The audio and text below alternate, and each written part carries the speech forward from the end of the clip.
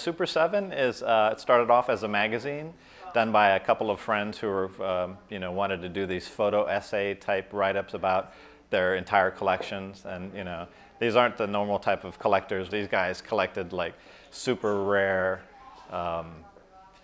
Japanese toys from the 70s and 80s that there's only 5 of in the world. And, so they decided to start a magazine, and the magazine was called Super 7.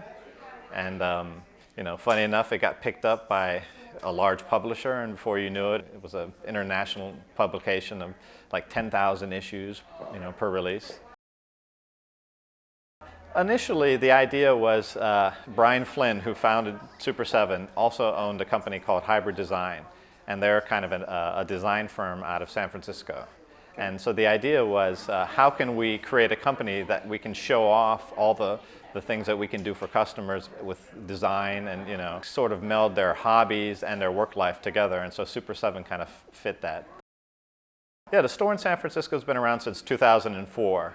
And so the St. Pete location is about 3 months. I'm one of these before mentioned like collectors of these, random older Japanese toys. And so I've been a collector for a couple of years. And I sold a software business about 2 years ago, and I've been spending the last 2 years just traveling around the world, going to just random art shows and toy shows. And sometime earlier this year, Brian, who's a friend of mine, asked me if I'd be interested in opening a store. The Super 7 brand is a strong brand. It's known worldwide, and I've kind of looked upon it as being kind of a steward of the brand and trying to venture out into new areas. I think there's a lot of pent-up desire for really cool, creative lifestyle type products.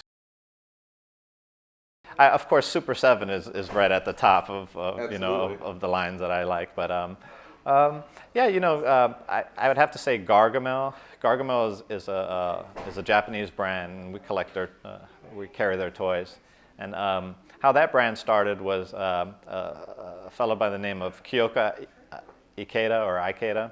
And what he did was he noticed that older Japanese men and women started to remember that their parents could not afford the actual Godzilla, so their parents actually bought them these bootlegs, and so they made this line of these bootleg toys that were homages to the old ones, and it just became a big hit. We've been kind of moving into, rather than just focusing on the Japanese toys, we've been trying to work with fantastic artists in the US and help them make their 2D images come to life.